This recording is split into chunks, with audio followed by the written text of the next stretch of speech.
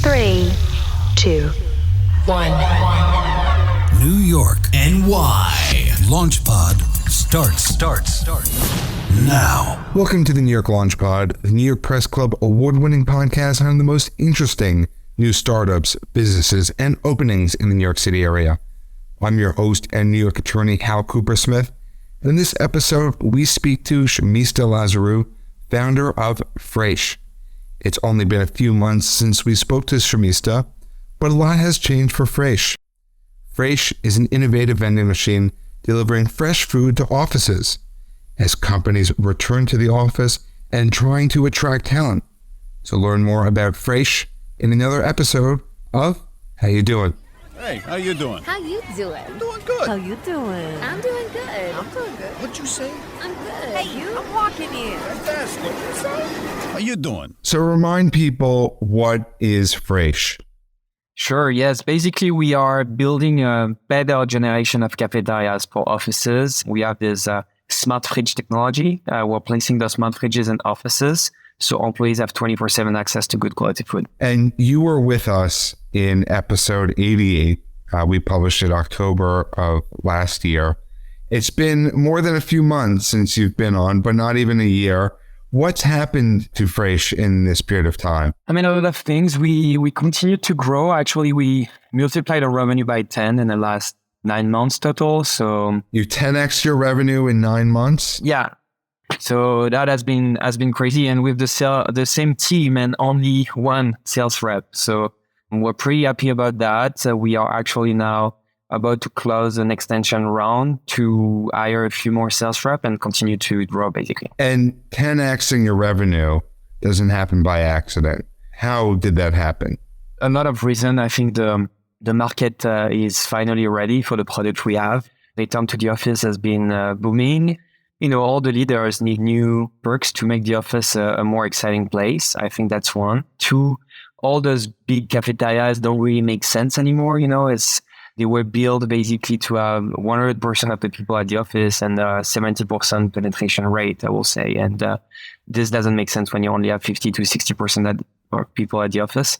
So the way we are doing business is it makes more sense, and the unit economics makes more sense because we can provide basically a cafeteria to any offices of more than 40, 50 people at the office, which is also a way bigger market. So you said a couple of things which were pretty interesting to me. One, return to office is booming, but two, that occupancy is less, and you're certainly on the ground for both of those things.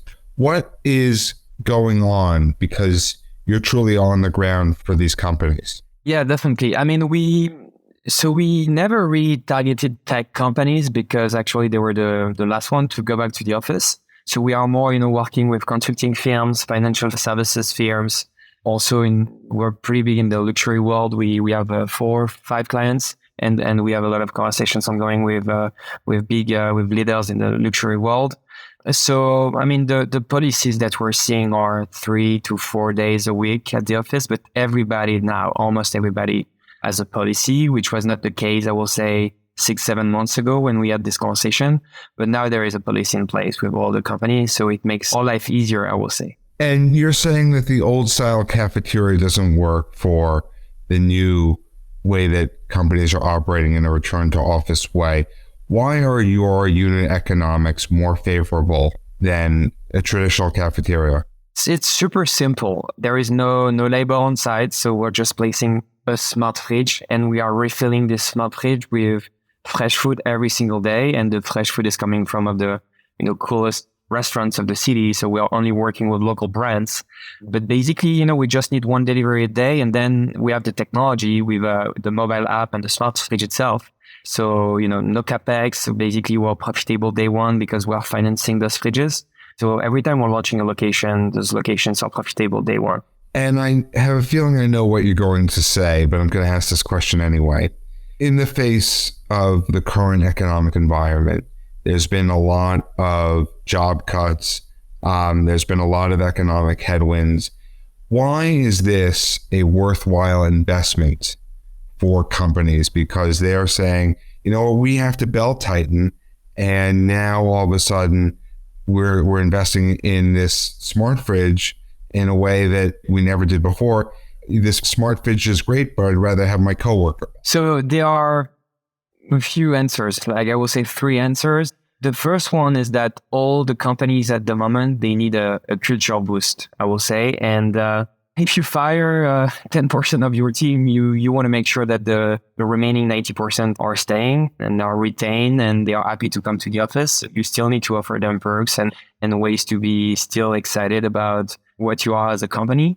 And also, so many people have been at home for the last 3 years, and we have a lot of feedback that Fraîche basically is a culture boost, and that even like people from like the 4th floor are meeting people from the 3rd floor for the first time because of Fraîche, And one of the main feedback and argument that we have is that Fraîche is a way to bring back people together. And I think so many companies need that today because they lost a little bit of their culture in the last 3 years. So even though they're in cutting mode, all the employees still need to eat, and they usually have a budget, for catering or a budget for their cafeteria that they are subsidizing, or at least they are paying for the infrastructure, And even sometimes they have subsidy on the delivery platforms. But what we are doing is way more sustainable. So we are offering them an alternative to delivery, for example, which is going to be 1, cheaper, and 2, way more convenient and sustainable.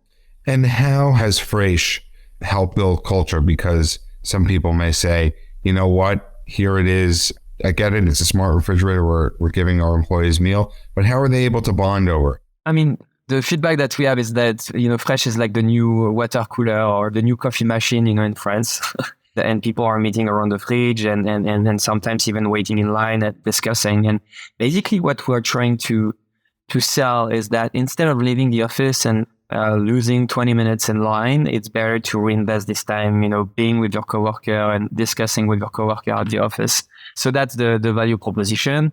But then we are also organizing small events. So basically every month we have like what we call the surprises, and we have our brand ambassadors going to the office and bringing something different that is not in the fridge, on a regular basis so everybody come at the same time around the fridge, and there are some interaction and sometimes, little games and stuff like that. So we're trying to really build some momentums and some events on top of what we have. It goes way beyond the fridge. It's also about educating people about health and wellness, about sustainability. It's about, just telling the stories of all the food partners also we have in the fridges. So we are doing all the stuff. And then we are also now working on some software features, on our mobile app to connect people with like some after work with discounts.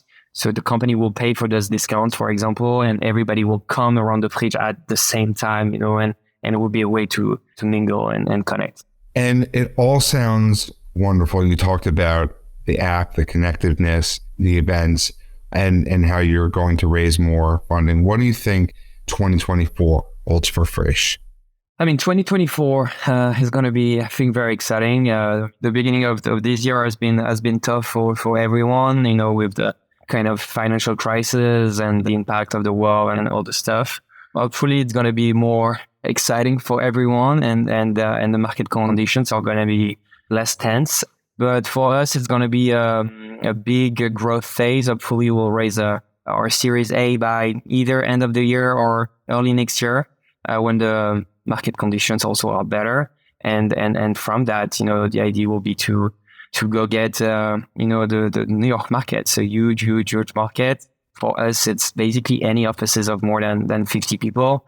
So it's going to be building a big sales team and, structuring this sales team with better processes so we can go faster, building some channel partnerships also with startups that are already in some of those offices, with landlords, with potentially, the big food services companies. We're talking with some of them already, and they are interested about what we're building. So I think it's going to be exciting for us. Well, that is a wonderful note to end things on. Tximista, Lizarazu, thank you for stepping back on to the New York Launch Pod and sharing your time with us. How do people find out more about you and Fraîche? We're pretty active on LinkedIn. It's Fraîche on LinkedIn and the Fraîche kiosk on Instagram as well. If you want to check it out, we have a big foodie community, a lot of good food content, exciting if you're before your lunch. And if you want to learn more about the New York Launch Pod, you can follow us on social media at NY Launch Pod or visit nylaunchpod.com for transcripts of every episode. And if you're a super fan of the show, Tximista, are you a super fan of the New York Launch Pod? Of course. If you're a super fan like Tximista, please leave a review on Apple Podcasts. It is greatly appreciated and does help people discover the show. Thank you for listening to this episode of the New York Launch Pod. For more information, please visit nylaunchpod.com.